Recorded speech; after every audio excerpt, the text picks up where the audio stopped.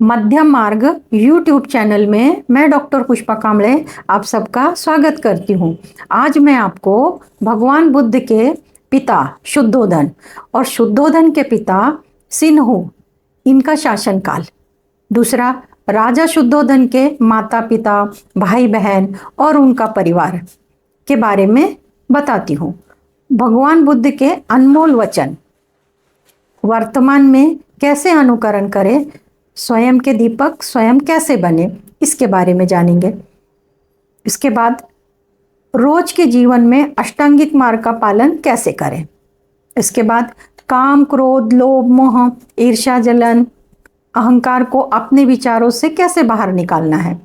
और लास्ट में मोटापा या वजन कम करने के लिए ध्यान मंत्र और मुद्रा का प्रयोग करके वजन मोटापा कम किया जा सकता है, इसके बारे में बताएंगे। तो भगवान बुद्ध के पिता शुद्धोधन का शासनकाल ईसा पूर्व 6वीं शताब्दी में उत्तर भारत में सार्वभौम ऐसा एक भी राज्य नहीं था। सार्वभौम का अर्थ होता है किसी भी प्रकार की बाह्य शक्ति का प्रभाव न होना। भारत सार्वभौम है, इसका अर्थ भारत स्वतंत्र है, उस पर किसी दूसरी सत्ता का आधिपत्य नहीं है। इसका कारण भारत अपने अंतर्गत और बाह्य कामकाज स्वतः करने के लिए मुक्त और सक्षम है, इसलिए भारत सार्वभौम है। इस तरह सार्वभौम का अर्थ बताया। ईसा पूर्व 6वीं शताब्दी में उत्तर भारत में सार्वभौम ऐसा एक भी राज्य नहीं था। उस समय पूरा देश छोटे छोटे राज्यों में विभाजित था। इनमें से किसी राज्य में एक राजा की सत्ता थी और कई राज्यों में एक राजा की सत्ता नहीं थी। जिन राज्यों में राजा की सत्ता थी उन राज्यों की संख्या 16 राज्य थी। उनके नाम इस प्रकार हैं: अंग, मगध, काशी, कौशल, ब्रजी, मल्ल, चेदी, वत्स, कुरु, पांचाल, मत्स्य, सौरसेन, अश्मक, अवंती, गंधार, कंबोज। इन्हीं राज्यों में एक राजा की सत्ता होती थी। जिन राज्यों में एक राजा की सत्ता नहीं होती थी वे राज्य इस प्रकार: कपिलवस्तु के शाक्य, पाव और कुशीनारा के मल्ल, वैशाली के लिच्छवी, मिथिले के विदेह, रामग्राम के कोलिय, अल्लकप के वेली, रेसपुत्त के कलिंग, पीपलवन के मौर्य और जिनकी राजधानी सिसुमार गिरी थी वे भग्ग।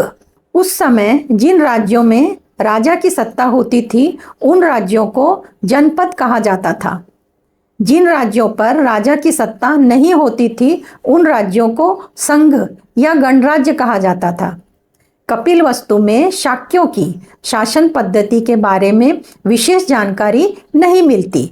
इस राज्य की शासन व्यवस्था प्रजासत्ता थी या उस पर कुछ विशिष्ट लोगों की सत्ता थी, ये स्पष्ट नहीं है। शाक्यों के राज्य में अनेक राजवंश थे जो एक के बाद एक सत्ता चलाते थे, यानी शासन करते थे। इस तरह राज चलाने वाले राजघराने के प्रमुख को राजा कहा जाता था। सिद्धार्थ गौतम के जन्म के समय राजपद धारण करने की बारी शुद्धोधन की थी। शाक्यों का राज्य भारत के ईशान में स्थित था, वही स्वतंत्र राज्य था। परंतु कुछ समय के बाद कौशल देश के राजा ने शाक्यों पर अपना आधिपत्य प्रस्थापित करने में सफलता प्राप्त की थी, यानी कौशल देश के राजा की सत्ता चल रही थी। कौशल राजा की सत्ता होने के कारण शाक्यों को अपना अधिकार चलाना अशक्य था, वे अपना अधिकार चलाने में असमर्थ थे। उस समय के राज्यों में कौशल राज्य ही एक सामर्थ्यशाली राज्य था और मगध राज्य भी सामर्थ्यशाली राज्य था। ये दो उस समय सामर्थ्यशाली राज्य थे। कौशल देश का राजा प्रसेनजीत था और मगध देश का राजा बिंबिसार था। ये दोनों सिद्धार्थ गौतम के समकालीन थे। शाक्यों की राजधानी का नाम कपिलवस्तु था। ये नाम शायद बुद्धिवादी तत्ववेत्ता कपिल मुनि के नाम पर रखा गया था।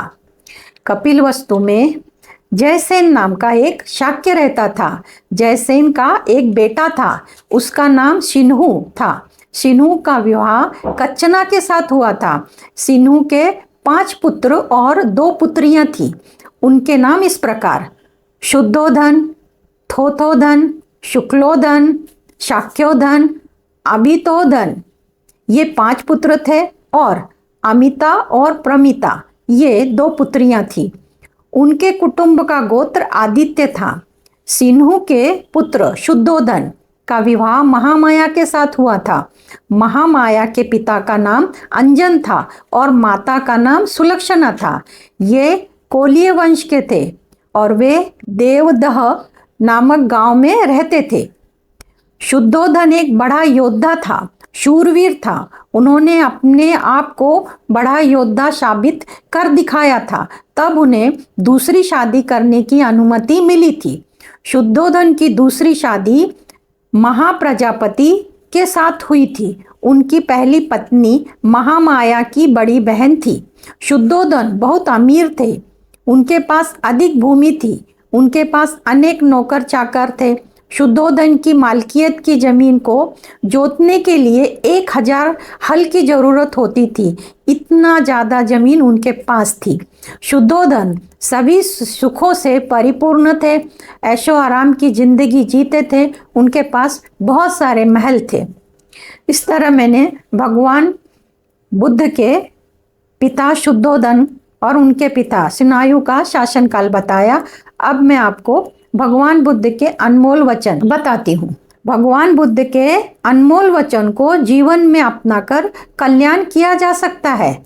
मौन रहना एक साधना है और सोच समझकर बोलना एक कला है। हम तभी सफल हो सकते हैं जब हम सत्य का सहारा लेते हैं। मनुष्य का सबसे बड़ा शत्रु उसका आलस है। हमें हमारे अलावा कोई नहीं बचा सकता। हमें अपने रास्ते पर खुद चलना है। इंसान के अंदर शांति का वास होता है, उसे बाहर मत तलाशो। आज इंफॉर्मेशन सिस्टम, टेक्नोलॉजी, तंत्र ज्ञान के समय में सबके पास मोबाइल है। मोबाइल में देखकर पूरी दुनिया की जानकारी प्राप्त कर लेते हैं, परंतु स्वतः के अंदर देखना भूल गए हैं। पूरी दुनिया के लोग शोरगुल से परेशान होकर शांति की खोज में लगे हैं। भगवान बुद्ध ने शांति को प्राप्त करने का सरल और सहज मार्ग पहले ही बता दिया था। सभी लोग संकटों से, परेशानियों से छुटकारा पाना चाहते हैं। संकटों का और परेशानियों का कारण बाहर ढूंढते हैं या दूसरों में ढूंढते हैं, जबकि जब भी कोई संकट आता है, परेशानी आती है, उस संकट परेशानी में आप भले ही कम मात्रा में कारण होते हैं। अपने कारण को जानना समझना जरूरी है। ऐसे समय पर भगवान बुद्ध की शिक्षा का अनुकरण करना चाहिए। दुनिया में दुख है और बुद्धि भी है। इंसान को अपने अंदर देखने की जरूरत है, यानी ध्यान करने की जरूरत है। भगवान बुद्ध के वचन: आप स्वयं अपने दीपक बनो। एक दीपक से हजारों दिए प्रकाशित हो सकते हैं, परंतु वह एक दिया बनने की शुरुआत करनी चाहिए। हमें अपना दीपक स्वयं बनना चाहिए और स्वयं प्रकाशित होना चाहिए। आपो दीपो भव। रोज के जीवन में अष्टांगिक मार्ग का पालन करना चाहिए। काम, क्रोध, लोभ, मोह, द्वेष, झूठ, ईर्ष्या, जलन, अहंकार को अपने विचारों से बाहर निकालना चाहिए। ईर्ष्या, जलन को निकालने के लिए एक टेक्निक का प्रयोग करना चाहिए। टेक्निक बताने से पहले इस बात को जानना बहुत जरूरी है। एक इंसान दूसरे इंसान को खुश देखता है, व्यवसाय में या किसी और काम में सफल होता हुआ देखता है, तो उसको अंदर से ईर्ष्या जलन होती है। मुंह से बोलता है कॉन्ग्रेचुलेशन, बधाई हो, परंतु अंदर से उसको बहुत तकलीफ होती है। वह इंसान मुंह से बोलता है मैं किसी से ईर्ष्या जलन नहीं कर रखता, परंतु उसे अंदर से तकलीफ होती है। किसी ने खूब कहा है, अपनी सफलता पर उतनी खुशी नहीं होती जितनी दूसरों के दुखों से होती है। इसका फल मानसिक रोग बढ़ते हैं। ऐसी अवस्था में एक टेक्निक का प्रयोग करना चाहिए। रोज रात्रि में सोने से पहले आईने में खुद का चेहरा 5 मिनट तक देखना है। यह प्रयोग आप जरूर करें, इसके अनेक फायदे हैं। शुरू में आपको आपका चेहरा आईने में अच्छा नहीं दिखाई देगा। क्यों? आपके अंदर ईर्ष्या जलन की मात्रा है। जैसे जैसे ईर्ष्या जलन की मात्रा कम होती जाएगी, वैसे वैसे आपका चेहरा आईने में खूबसूरत और सुंदर दिखाई देना शुरू होगा।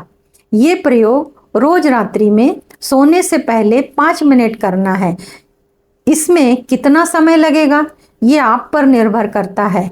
ईर्ष्या जलन की मात्रा कम होती है तो जल्दी फल मिलेगा। अगर ईर्ष्या जलन की मात्रा अधिक होती है तो ज़्यादा समय लगेगा। परिवर्तन एक दिन में नहीं होता, परंतु एक दिन जरूर होता है। इसके फायदे: आप पहले से ज़्यादा खूबसूरत दिखाई देंगे, स्ट्रेस टेंशन खत्म होगा, सभी मानसिक रोगों से छुटकारा मिलेगा। ये सब मैंने ईर्ष्या जलन द्वेष ये सब से छुटकारा पाने के लिए टेक्निक बताई। अब वजन या मोटापा कम करने के लिए आपको रोज रात्रि में सोते समय नाभि में घी या नारियल का तेल की 2 या 3 बूंद डालना चाहिए। नाभि के आसपास लेफ्ट हैंड से नाजुक मालिश करनी है और ये मालिश 5 मिनट करनी है। इसके बाद लेटकर ध्यान करना है, आंखें बंद करना है, लंबी गहरी सांस लेना और छोड़ना है। आपके स्वास्थ्य के अनुसार आप लंबी गहरी सांस लें और छोड़ें। ये सिर्फ आपको 2 मिनट करना है। इसके बाद लंबी सांस लेना और छोड़ते समय ये वाक्य दोहराना है, बोलना है, मेरा वजन 40 किलो या 50 किलो या 60 किलो, जो आप चाहते हैं उतना हो गया है। अगर आप 60 किलो चाहते हैं तो आप बोलेंगे मेरा वजन 60 किलो हो गया है। इसी तरह आपको श्वास भरना है और श्वास छोड़ते समय बोलना है, मेरा वजन 60 किलो हो गया है। आप जितना वजन चाहते हैं उतना बोल सकते हैं। ऐसा आपको 10 मिनट करना है। वजन कम करने के लिए हस्त मुद्रा का प्रयोग करना होता है। ये प्रयोग मैं आपको हस्त मुद्रा करके बताती हूँ।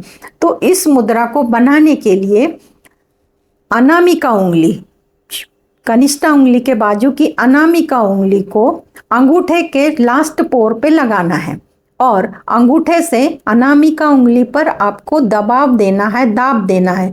ये मुद्रा आपको दिन में किसी भी समय 10 से 15 मिनट करनी है। और इसके फायदे: शरीर का तापमान नियंत्रित रहता है, वजन कम होता है, अपच कब्ज की समस्या दूर होती है, भूख अगर नहीं लगती है तो भूख लगना शुरू होती है। इन सभी समस्याओं से छुटकारा मिलता है। कमजोर लोगों को सूर्य मुद्रा का काफ़ी लाभ मिलता है। इस मुद्रा को सूर्य मुद्रा कहा जाता है। इस मुद्रा को लगाते समय ध्यान करना चाहिए, आती जाती सांस पर ध्यान देना चाहिए। मैंने जितने उपाय आपको बताए उस सब उपाय को आप इस्तेमाल करके सुखी और आनंदी हो जाएं, ऐसी मैं आशा करती हूँ, प्रार्थना करती हूँ। आप सब ने मुझे देखा सुना, आप सबका धन्यवाद। आपका मंगल हो। आप में स्थित दिव्य आत्मा को मेरा शत शत नमन। धन्यवाद।